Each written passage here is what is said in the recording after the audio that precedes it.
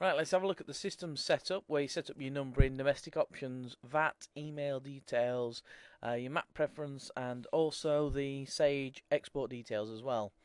It's under the setup menu, and it's system setup, and we come to this series of tabs here.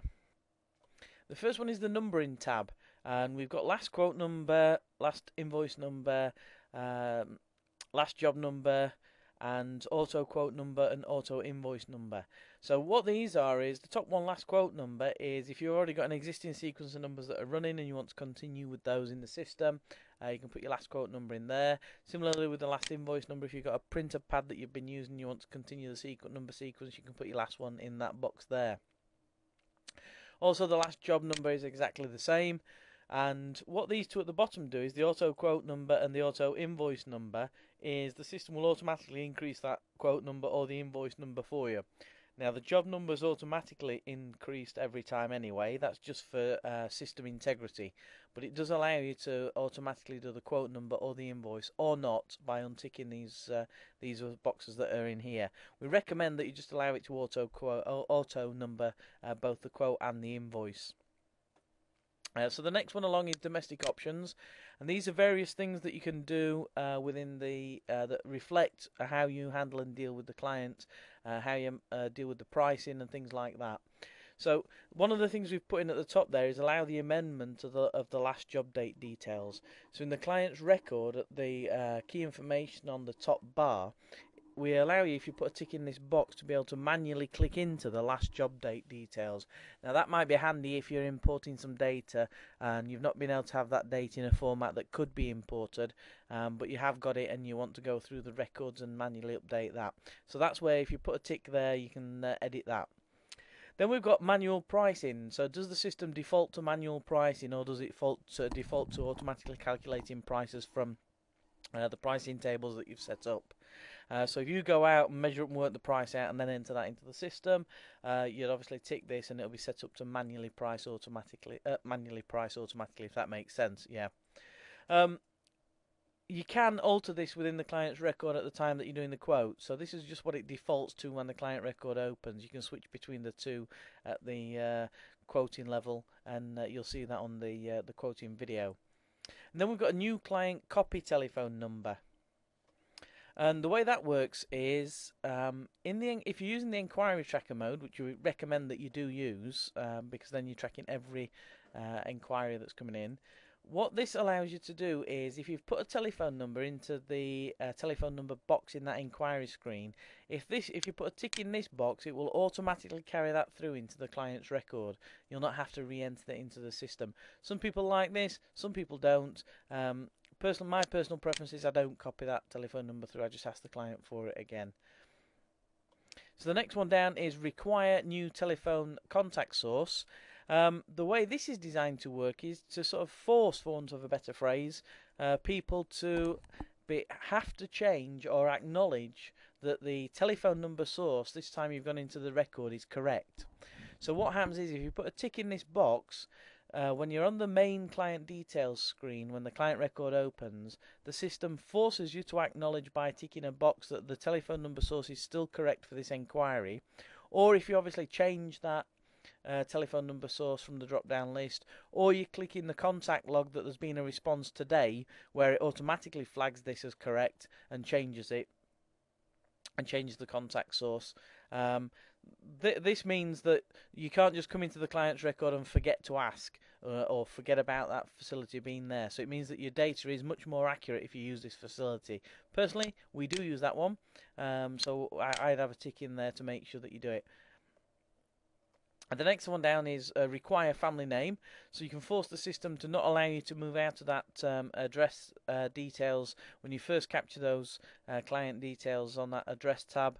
You must have a family name before it'll allow you to move on.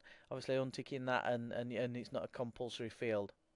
You can demonstrate. So the next button down is show enquiry button with fast find. So the fast find is this facility at the top here, the search bar. Now we're going to show the inquiry button. Now if you're using the inquiry tracker, and you'll see the video about how to use the inquiry tracker system, you can access it in a couple of ways. And if you tick this box here, then there'll be the extra button appear at the top here alongside the Find button that says Enquiry Tracker. And that'll be a way that you can click that to instantly get into the Enquiry tracking system. And you'll see if you look at the Enquiry Tracker video how that works. The next one down is the system start date. So what this is gives you a little bit of grace. So if you want to import a lot of data and you've got last job dates and details and things like that in there, the daily marketing facilities that are in here will only start from this system start date that you set here. So you may have some things that would normally trigger some of those daily marketing letters, and you don't want those triggering. So what you would do is you would set your system start date as the date that that information changes over to being actually used and created from within GetBookedUp.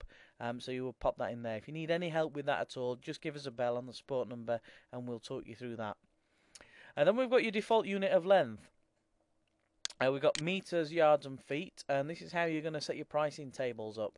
So if you normally price a per square meter, obviously you'd leave it at meters, yards or feet, you'd set those up accordingly. What the system will do in the background is when you enter the quantities, you can tell it what the measurements are for the quantities, what the units are for the quantities, and it will automatically calculate the appropriate rate based on your unit of length. So if you normally price in meters and you put the feet in and tell the system that it's feet, it will calculate what the meters are and calculate the price from that as well. So that's a little bit clever there. The next one is a job reminder follow-up. One of the letters that comes out is the job reminder, and one of the things that we do is follow that up with a telephone call in our business. And the way that works is, if we put a tick in the box here, it then says job reminder follow-up days. So let's say we want to follow up that reminder letter 21 days later, we'd leave that as 21 there.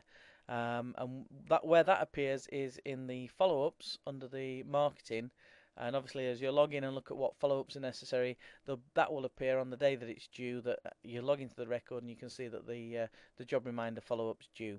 So you can pop that, you can switch that on or off. Some people just send a letter. Other people like to follow up with a telesales call or even another letter. Okay, the final one on here is ignore jobs for invoices before, and that's a little bit like the system start date. So what that means is you would choose a date from in here, and the invoicing system will completely ignore jobs for invoices before the date that you've chosen. So that means that basically any old data that you've imported there with old invoice numbers, the system will completely ignore. And again, if you need any help with that, just give us a call and we'll explain how that works and how you can set that up. And the next tab along at the top is the VAT. Basically, the VAT rate is set at the top here. This is the current VAT rate in the top box. It's currently set at 20%. What we've done is we've put a facility in to anticipate when the VAT change is going to happen. So if you know what the next VAT rate is going to be, you can put the change in there and also put a date in there that when that's going to happen. What the system will then do is, obviously as the date appears, it changes automatically in the background. It doesn't change the prices, but what it does do is it adjusts the VAT element within those prices. So if I just take that data out of there for now.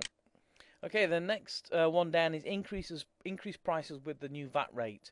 If you put a tick in this box, what will happen is any jobs that are booked but not marked as done, it'll increase the prices on there to the appropriate VAT rate if the VAT rate's higher. Obviously, if it's lower, then it'll decrease the prices on the jobs. So that's only on jobs that are booked but not marked as done yet. And the other one on here is show VAT rates. This is purely something that's used within the system, within the jobs and the quotations tabs, and it just adds a column to those grids so it shows the VAT rate that was used to calculate that price. So if you tick that on there, you'll be able to see whether or not the VAT rate was 20% or whether it's 17.5% if that was the previous VAT rate when you quoted.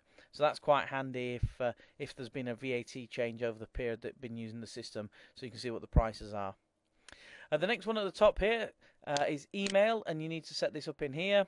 What you're going to need to see in here, what you're going to need to add in here is the information that your internet service provider will give you. And what I'll do is I'll pop on the screen just a sample of the type of information that you're looking for each of these fields. just so you've got an idea of what's in there.